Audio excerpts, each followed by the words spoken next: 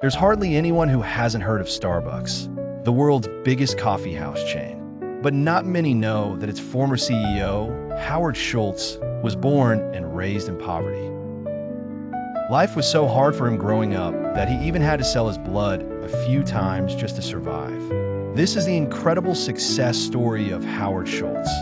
How he went from a poor kid in the Brooklyn housing projects to turning Starbucks into a $100 billion company. Howard was born into a low-income family.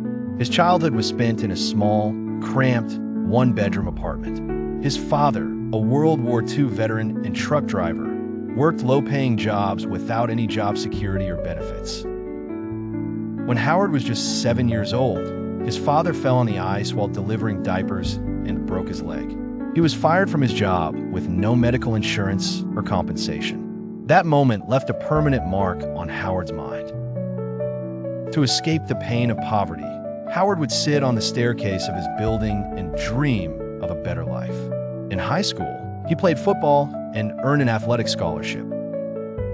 Instead of pursuing sports, he studied communications, funding his education through student loans and part-time jobs, sometimes even selling his blood to get by.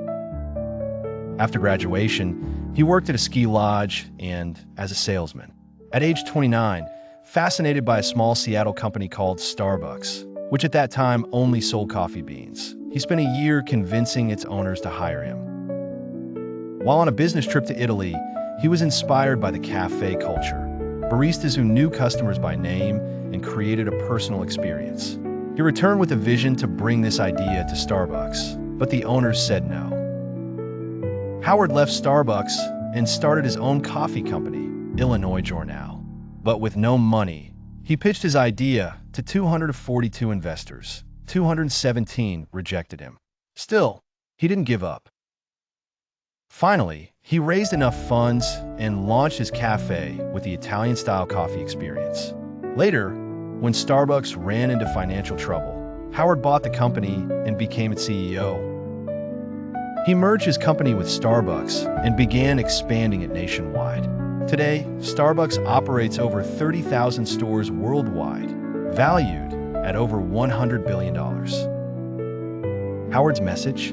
You can blame others or take responsibility for your future. Life is about seizing opportunities, not waiting for perfect conditions. A year from now, you may wish you had started today. So what's your story?